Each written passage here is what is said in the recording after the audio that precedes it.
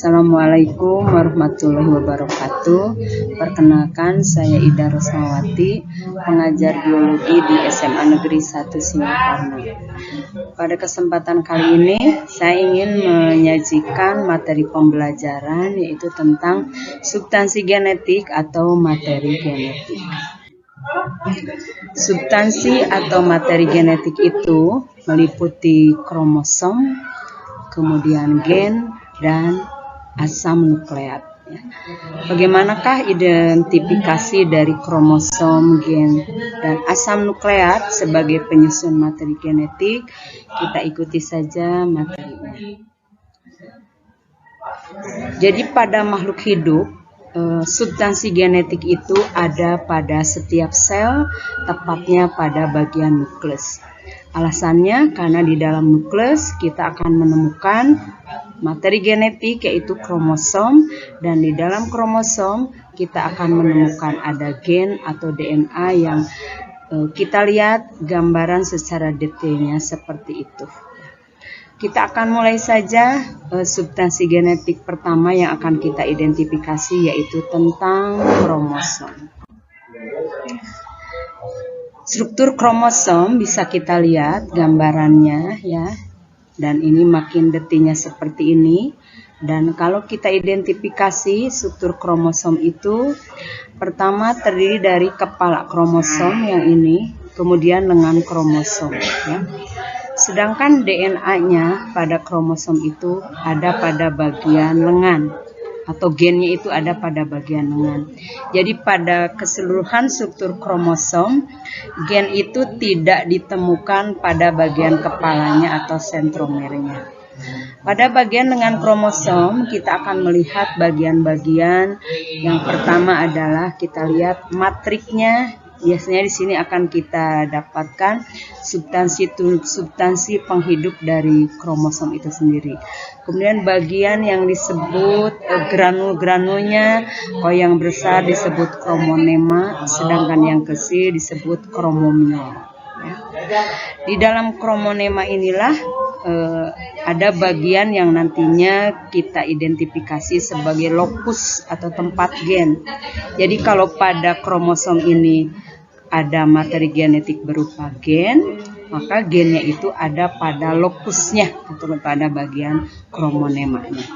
Jadi secara spesifik struktur kromosom itu terdiri dari bagian kepala dan bagian lengan, atau bagian lengan ini bisa juga disebut dengan badan.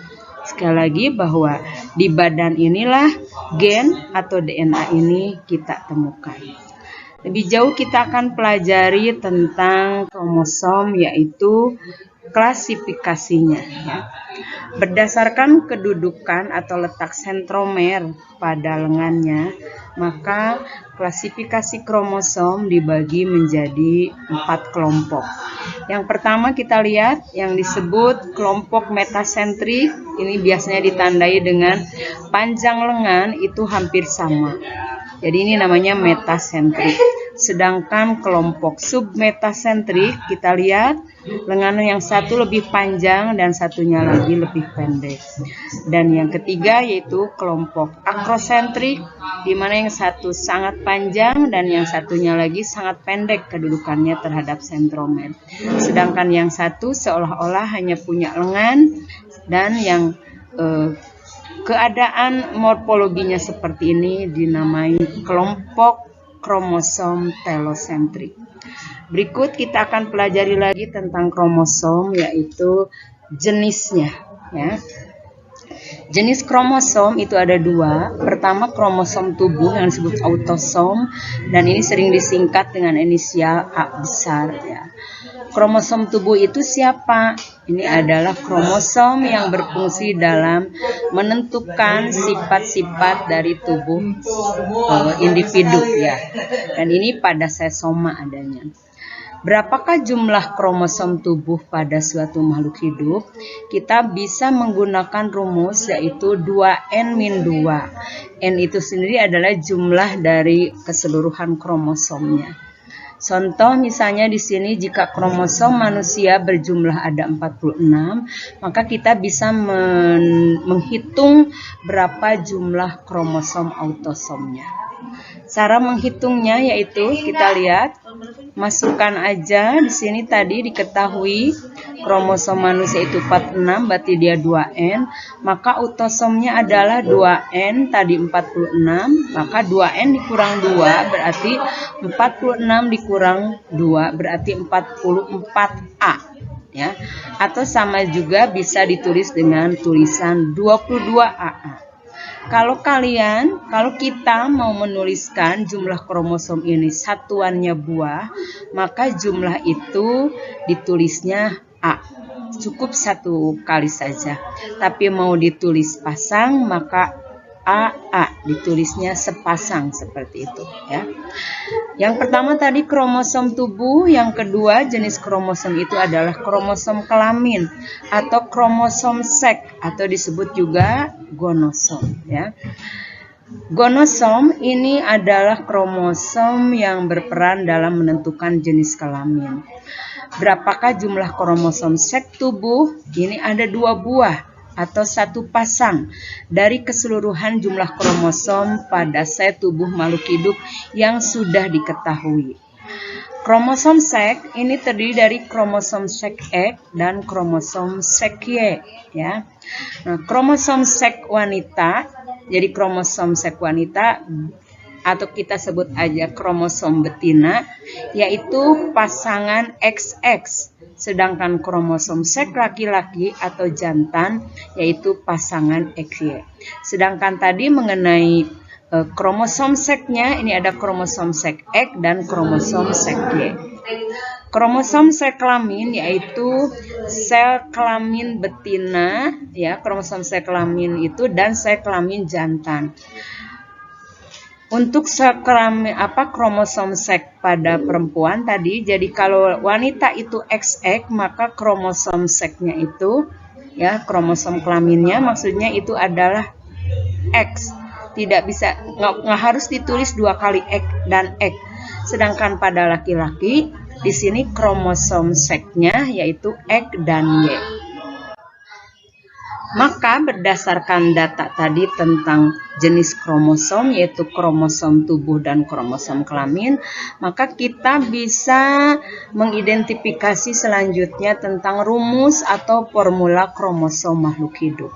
Contoh ya, jika sel tubuh manusia kromosomnya berjumlah 46, bagaimanakah rumus kromosom untuk laki-laki, untuk spermanya pada laki-laki, untuk kromosom wanitanya, juga untuk sel ovumnya? Maka kita bisa menjawab keempat pertanyaan ini seperti berikut ini. Kita tulis lagi tadi jumlah kromosom manusia itu ada 46, berarti 2N, berarti ini 23 pasang. Maka 2N dikurangi 2, di mana 2 tadi adalah kromosom kelaminnya, maka kromosom tubuhnya tadi jadi 44 autosom atau 22 AA. Sekali lagi boleh ditulis A saja, berarti bacanya buah, dan kalau ditulis AA berarti pasang. Maka untuk pertanyaan nomor 1 tadi ya, jadi kita mengingatnya gini aja, yang 2 ini dari rumus yang tadi itu adalah kromosom kelaminnya ya. Untuk laki-laki, maka kromosom tubuhnya ada 44 ditambah kromosom kelaminnya XY. Atau kita bisa menuliskan dalam formula yang lain yaitu 22AA, tadi 44AA, ini 22AA plus XY.